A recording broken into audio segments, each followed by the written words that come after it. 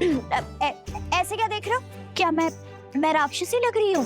अरे नहीं नहीं, ऐसी बात नहीं है। तो फिर कैसी बात है? अरे लज्जा आ रही है इन्हें, वो कभी इतनी सुंदर स्त्री देखी नहीं है ना। उन्होंने स्वयं कहा था वर भी है और वरमाला भी पहनाएंगे। यदि आप वरमाला पहनाएंगी तो मना नहीं करेंगे, है ना उपगुरु? तो क्या विचार है आपका उपगुरु? मिल गए।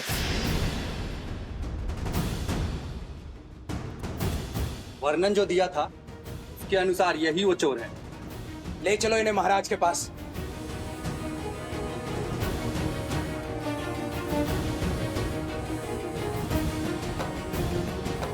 ऐसा साहस मिथिला के पुजारी त्रिकाल के जमाता वास्तव में समस्त मिथिला के जमाता है। आपने इनका अपमान करने का दुस्साहस कैसे किया सैनिक? क्षमा करें देवी प्रसूता, परंतु कोई बात नहीं।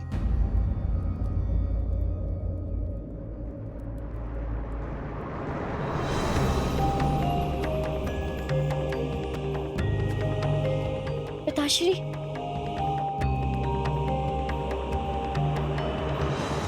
श्री त्रिकाल महोदय प्रणाम। मुझे भी अभी अभी पता चला है कि मेरी पुत्री ने इन महाशय का चयन किया है। शीघ्र विवाह संपन्न होगा।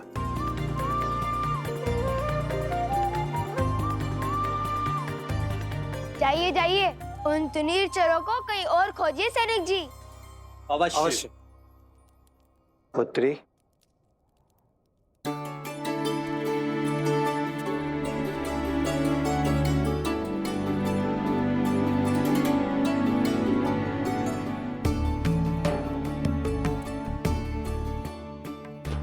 मैं अगस्त गोत्र का शिव उपासक त्रिकाल शरण शर्मा हूं।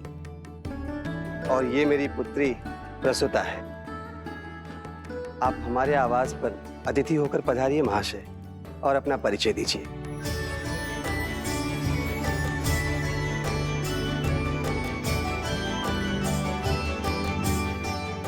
मैं भरद्वाज गोत्र का वैष्णव सोमकरण हूँ, और ये मेरे भ्रातृश्री अवस्त्रा है।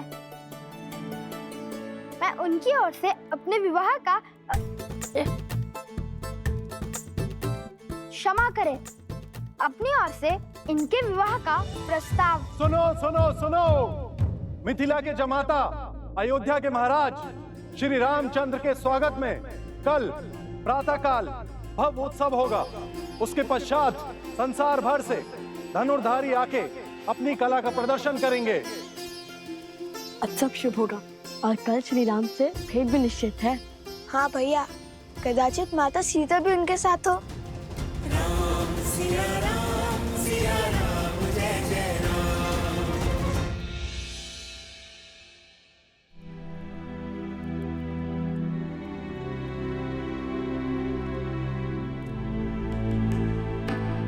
अवत्सरा भैया कहाँ गए? राजकुमार लव? राजकुमार कुछ भी नहीं है यहाँ।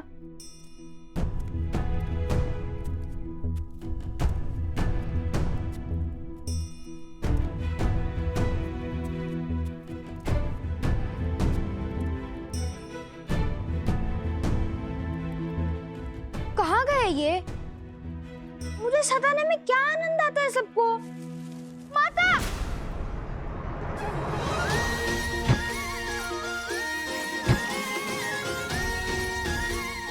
टोकरी के भीतर छुपने का छल अच्छा है। और मिथिला हमें तुनीर चोर समझती है, इसलिए तुम हमसे तनिक दूर ही रहना। वे नहीं जानते कि तुम हमारे साथ हो। हाँ, उपगुरु अवत्सरा वरमाला बनाने के पुष्प लेने गए हैं प्रसूता के साथ। तुम भी जाओ और विवाह की तैयारियां करो। हम स्पर्धा जीतकर अभी आते हैं। किंतु मुझे भी श्री राम से मिलना है। उनसे मिलने का अवसर मैं कैसे छोड़ दूं? जिसके भाग्य में जब उनके दर्शन होंगे वे तभी उसे मिलेंगे। हाँ, किंतु ठीक है, चलो किंतु अपनी टोकरी की व्यवस्था स्वयं कर लेना।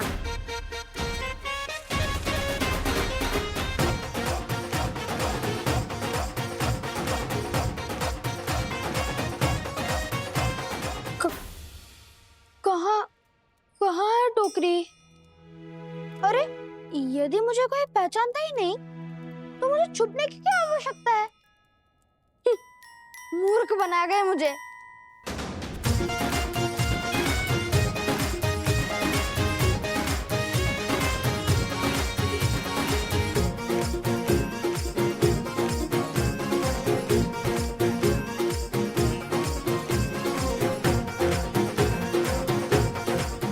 अरे चलो चलो, शीघ्र चलो, प्रतिस्पर्धा आरंभ होने वाली है। हाँ हाँ, चलो मित्रों, शीघ्रता करो नहीं तो विलंब हो जाएगा। चलो जल्दी चलो।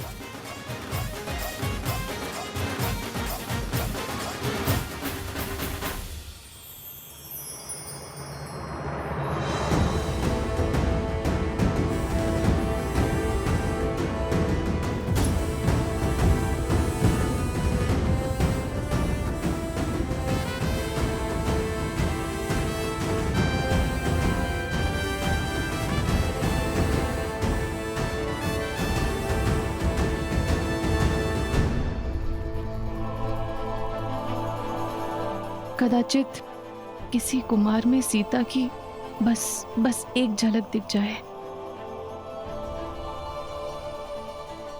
आज की धनुर्धार प्रतियोगिता में संसार भर से मिथिला पधारने के लिए आप सबका कोटि कोटि धन्यवाद।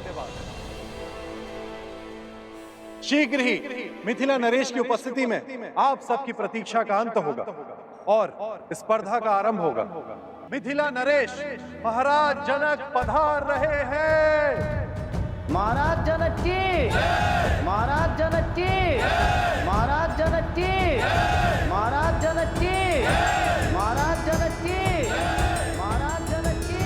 जनको मिथिलाधीशः सधर्मात्मा महेश्वरः, ज्ञानी च तपसा युक्तो धीरः शौर्यसमन्वितः, दिव्यज्ञान विभूषितः, सिद्धिसम्पन्न एव च, विदेहेष्वस दुर्लभो लोकेष्वपि सुदुर्लभः।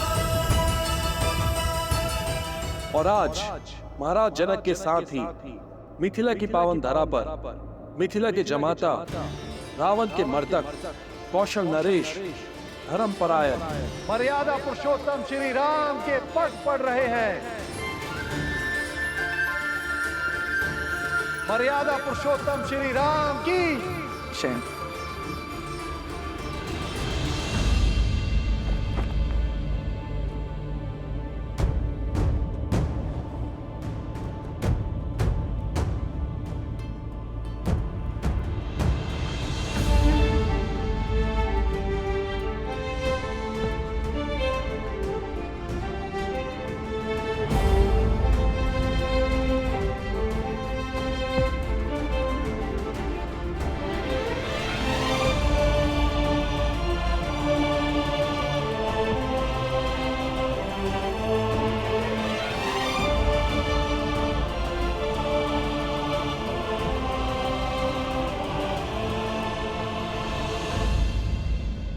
आप समझे या न समझे, मिथिला की जनता अपनों और अन्यों में अंतर जानती है। यही तो दुख है कुशाध्वज। मिथिला की ज्ञानी प्रजा भी धर्म अधर्म में अंतर नहीं पहचान पा रही। जिसने भी श्री राम को नहीं अपनाया वो धर्म से वंचित रह जाएगा। हमारी प्रजा का यह आवेश भी मेरी ही भूल है। कदाचित उन्हें आभास ही नहीं है कि मेरे हृदय में श्री राम के प्रति कोई द्वेष नहीं है, और जब उन्हें ज्ञात होगा तो संभवतः उनका क्रोध भी शांत हो जाएगा।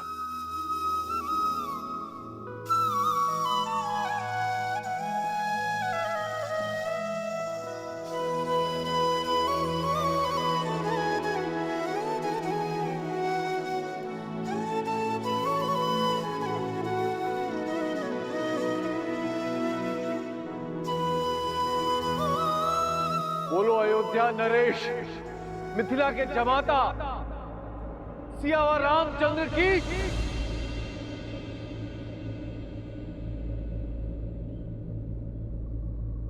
सियावर रामचंद्र की सियावर रामचंद्र की सियावर रामचंद्र की सियावर रामचंद्र की सियावर रामचंद्र की सियावर रामचंद्र की सियावर रामचंद्र की सियावर रामचंद्र की सियावर रामचंद्र की सियावर रामचंद्र की सियावर रामचंद्र की सियावर रामचंद्र की सियावर रामचंद्र की सियावर रामचंद्र की सियावर रामचंद्र की लगता है श्री राम मंच पर आ गए। भैया मुझे इन्हें देखना है, शीघ्र चलिए ना। चलो।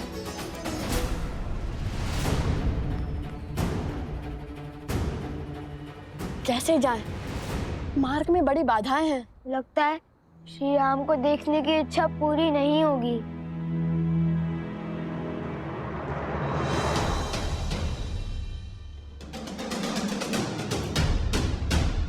तुम्हारी इच्छा अवश्य पूर्ण होगी कुश। आओ मेरे साथ।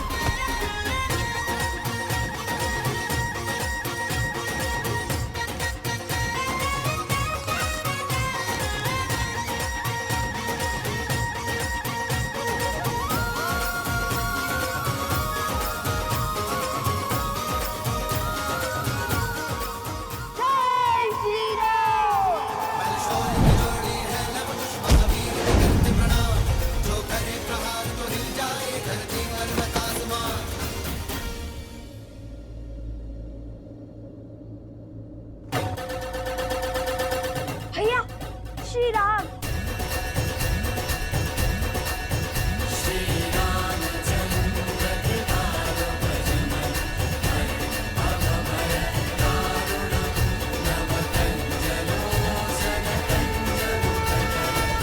राम के दर्शन नहीं हो पा रहे हैं। भैया इस समस्या का समाधान अभी कर देता हूँ। नहीं कुश, ब्रज राज्य की गरिमा होती है, उनकी भावनाएं उससे जुड़ी होती हैं, और प्रहार तो शत्रुओं के ध्वज पर भी नहीं करना चाहिए कुश। स्मरण है ना माता ने क्या सिखाया था? तन को छल्ली करने से भी अधिक घातक है भावनाओं को तार तार करना। तन के घाव भर जाते हैं, मन के नहीं। हनुमान जी होते तो कितना अच्छा होता। पवन देव से कहकर इस तीव्र वायु को रोक देते। यदि माता ने महाराज जनक से मिलने के लिए मना न किया होता तो दर्शन तो क्या, अभी तक तो भेंट भी हो चुकी होती श्री राम से। किंतु तुमने उचित कहा कुश, पवन देव से कहकर इस तीव्र वायु को रोक देते हनुमान जी। हे पवन देव, भक्त को भगवान से रोकना प्यासे को जल से दूर रखने के समान है। हमने भी आपके पुत्र हनुमान जी की भांति श्री राम की अनन्य भक्ति की है। इतने संकट पार कर हम यहाँ आए हैं।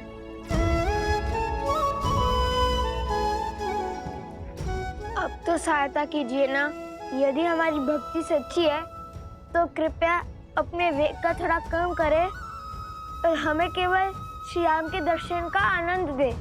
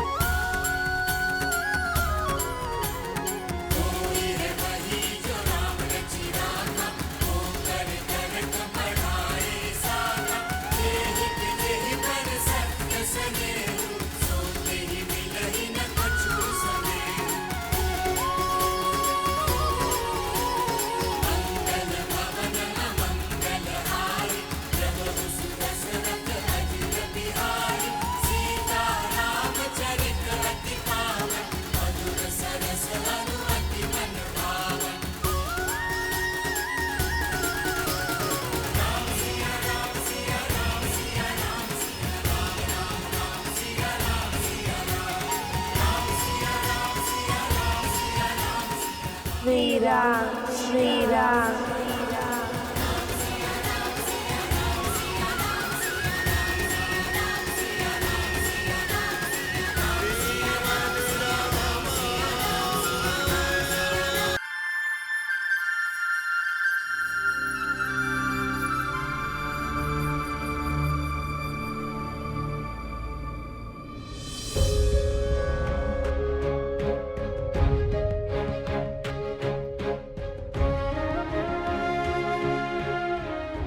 महाराज, आपके नेत्र उन ऋषि कुमारों को खोज रहे हैं।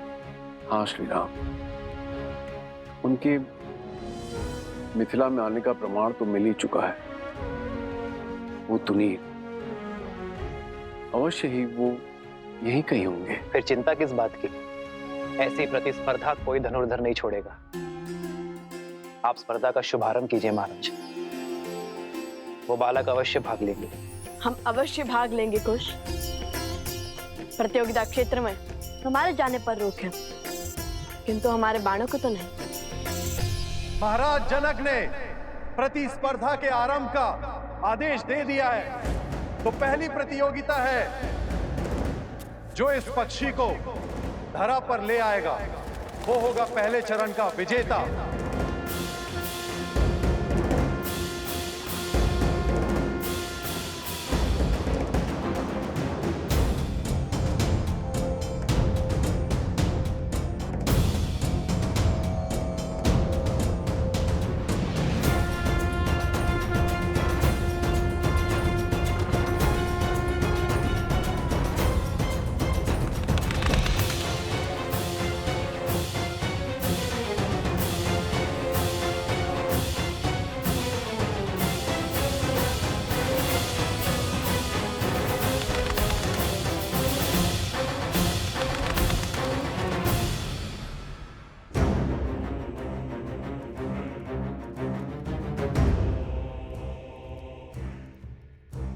पुनः यही आ पहुंचा। वहां जाता हूँ जैसे आया था।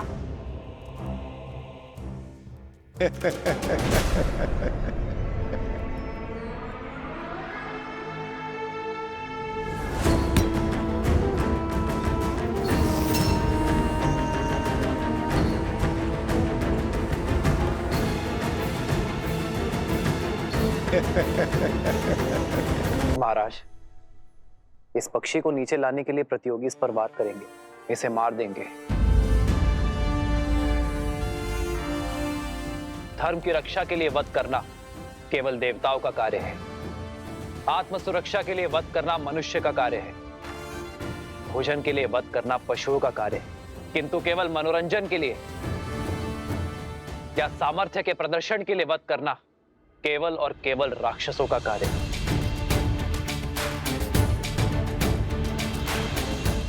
उचित कहा प्रभु, किंतु अब क्या किया जाए?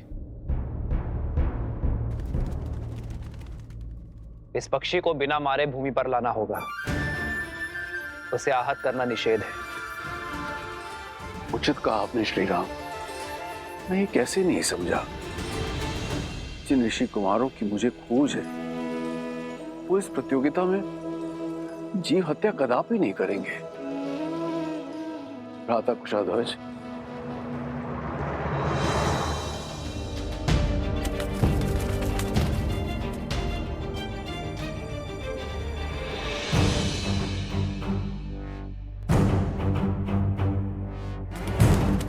प्रभु, बिना पक्षी को आहत किए कैसे नीचे लाएंगे वो?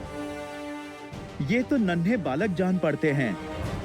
इतनी बुद्धि, इतना विवेक होगा उनमें? प्रभु, कहीं प्रयास में ही पक्षी आहत हो गया तो? एक विशेष सूचना, इस पक्षी को नीचे लाने के लिए कोई भी इसे आहत नहीं कर सकता।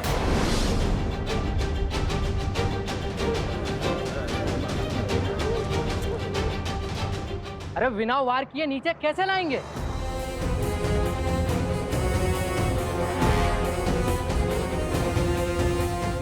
हमें कौन से पक्षी की भाषा आती है जो उन्हें बहला फुसला के नीचे ले आएंगे? हम सब साथ में बाण मार कर भी उसे नीचे नहीं ला पाएंगे।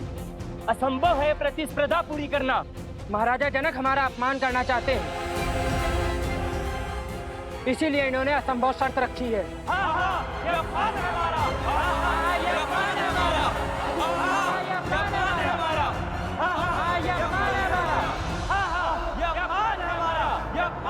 शांत हो जाइए, शांत हो जाइए। हम कैसे शांत हो जाए? ये अपमान है हमारा।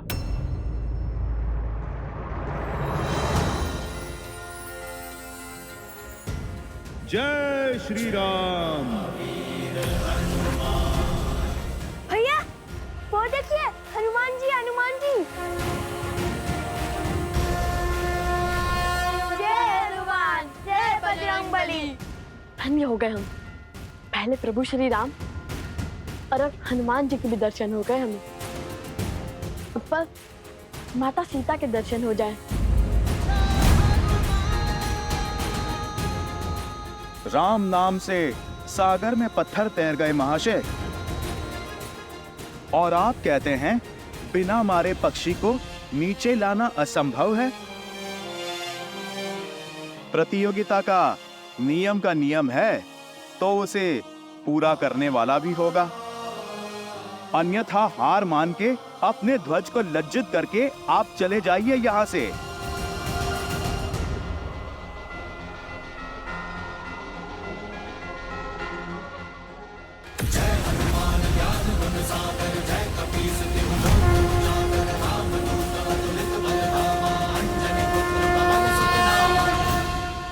हम पक्षी को बिना आहत करे भूमि पर तो ले आएंगे, किंतु ये केवल प्रथम चरण है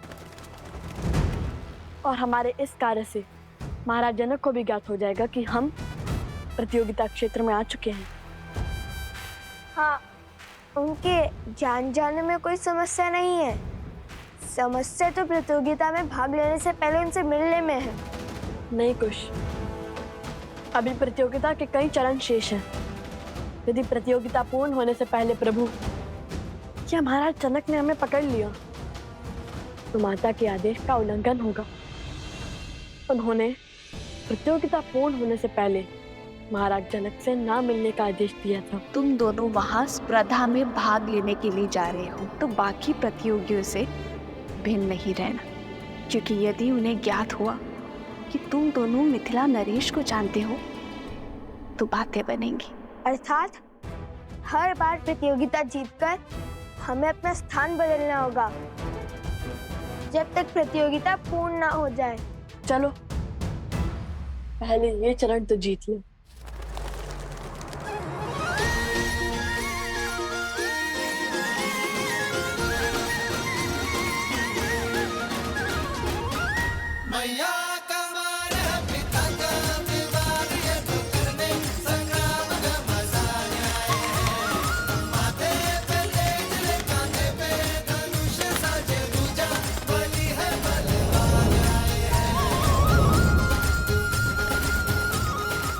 अभी नहीं कुछ, उसे तनिक हमारे महाराज के निकट तो आने दो।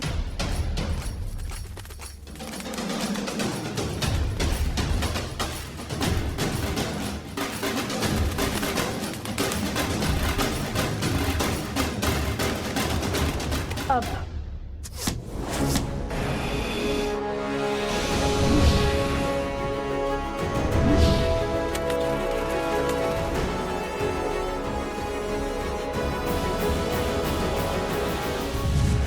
वो देखिए तीर।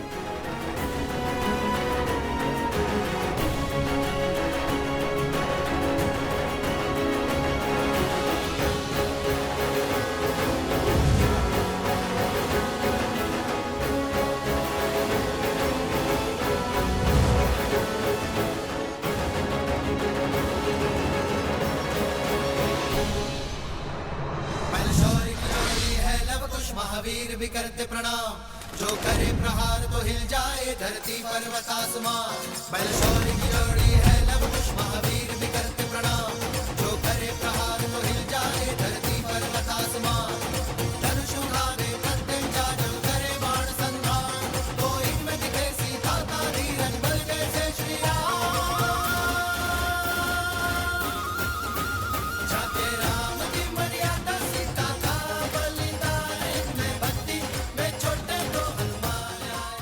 अद्भुत। वर्षों से ऐसी कला नहीं देखी मैंने। प्रभु, आपको प्रसन्न करने वाले ये धनुर्धर सामान्य नहीं हो सकते। ये अवश्य ही उन ऋषि कुमारों की लीला होगी। आर्य, सच कहते हैं आप।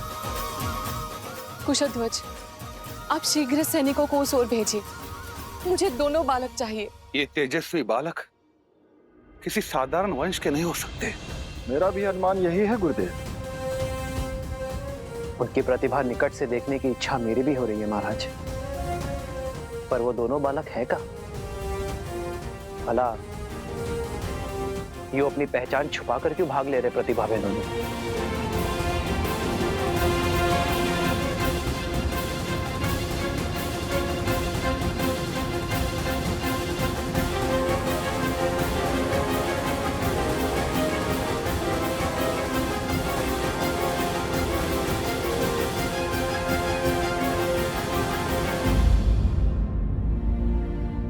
मुझे पूर्ण विश्वास है कि ये वही वीर बालक है, किंतु ये छुप छुप किस स्पर्धा में भाग क्यों ले रहे हैं? उन बालकों को खोजना चाहते हैं तो प्रतिस्पर्धा आगे बढ़ाइए महाराज। जिन्होंने पहले चरण में अपना शौर्य दिखाया है, वो दूसरे चरण में भी अपनी उपस्थिति अवश्य दिखाएंगे। आनंद,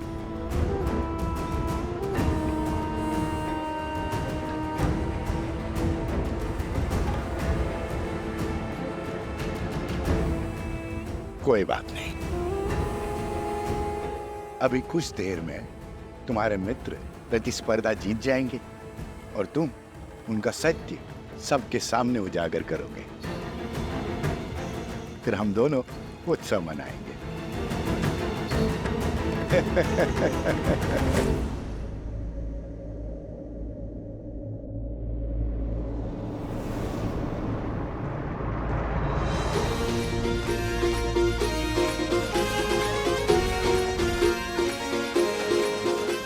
जाओ वहां, खोजो उन्हें।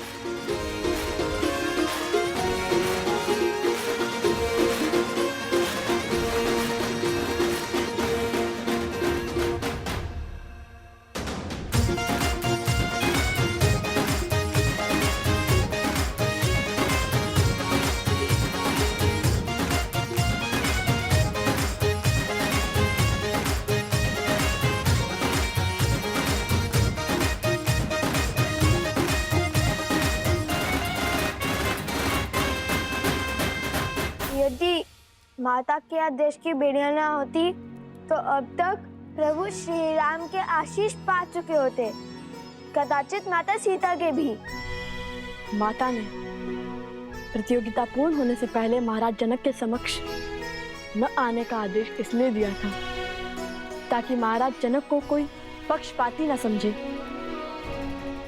और यदि ये आदेश ना हुआ होता तो प्रतियोगिता स्थल से इतनी दूर, इतनी बाधाएं पार कर स्पर्धा में भी ना जीते होते। उचित है। और वैसे भी प्रभु श्री राम का आशीष तो देर सवेर भी ले लेंगे हम।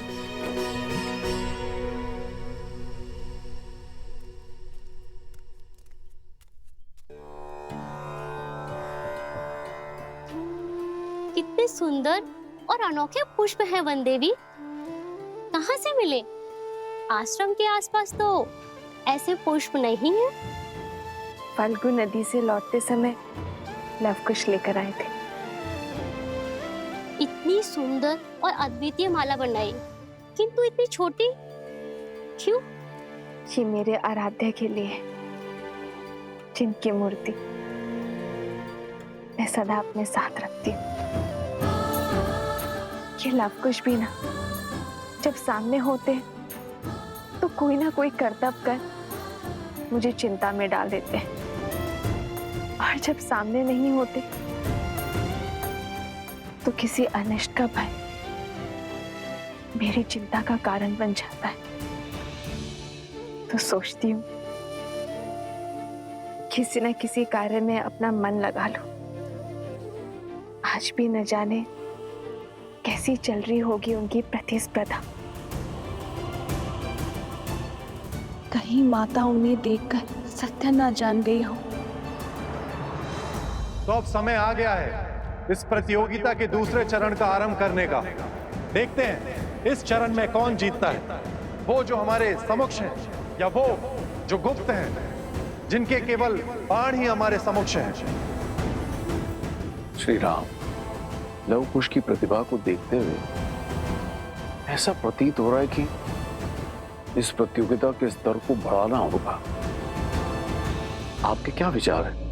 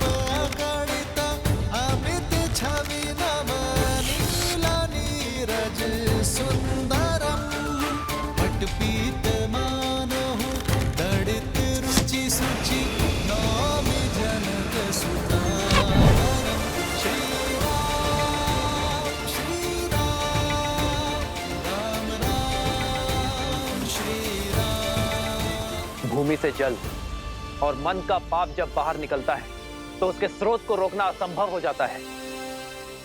आज जो धनुर्धारी इस जल के स्रोत को रोक पाएगा वही वास्तव में महान कहलाएगा और इस चरण का विजेता भी।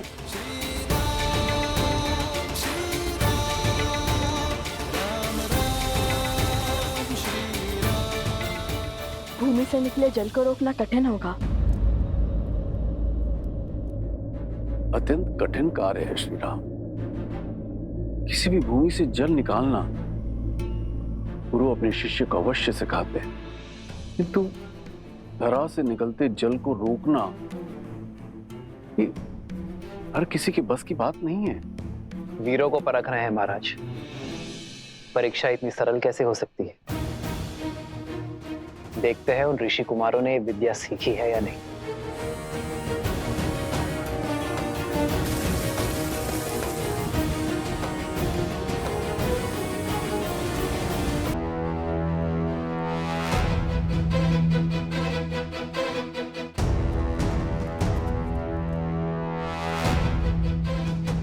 भैया, बिना माटी कंकड़ के इस धरती से निकलते जल को कैसे बंद करेंगे?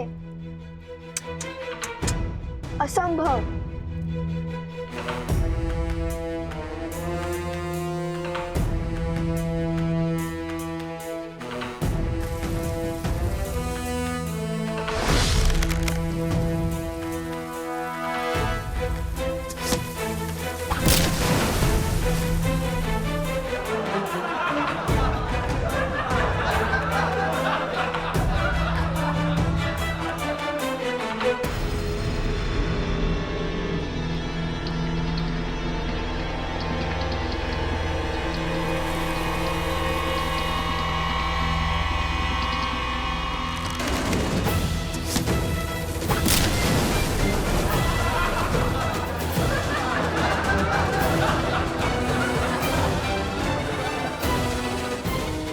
स्मरण है भगवान वाल्मीकि ने हमें क्या कहा था? ईश्वर कोई कठिनाई ऐसे ही नहीं देता इसका हल संभव ना हो। अर्थात हमें समस्या पर नहीं, उनके शब्दों पर ध्यान देना चाहिए। श्री राम की दी हुई चुनौती को ठीक से समझना चाहिए। उनके मुख से निकले हर शब्द में ही संकट का हल होता है, किंतु सरल तो ये भी नहीं होगा, क्योंकि महान व्यक्ति और व्यक्तित्व के मुख से निकले शब्दों को समझने में कभी कभी पूरा जीवन निकल जाता है। अरे शीघ्र हल खोजिए भैया, जीवन भर यही थोड़ी ना छुपे बैठ सकते हैं। मन के गर्त से निकले पाप को रोकने के लिए क्या उपाय हो सकता है? ईश्वर की कृपा, और क्या।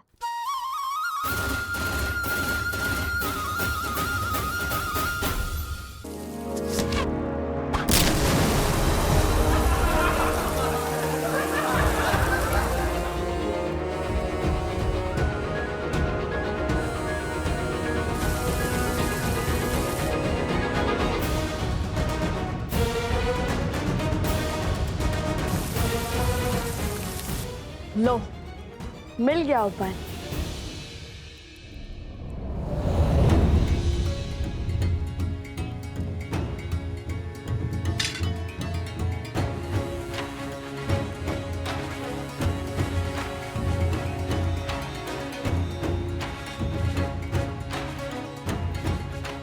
जल का प्रभाव नीचे से ऊपर है, तो उसे रोकने के लिए हमें उसका विपरीत अर्थात ऊपर से दबाव बनाना होगा। और श्री राम नाम के अतिरिक्त कौन है जो पाप के ज्वार और बहती जलधारा को रोक सके? अब इस जलधारा के मुख पर हमारे ईश्वर श्री राम नाम की मोहर लगेगी।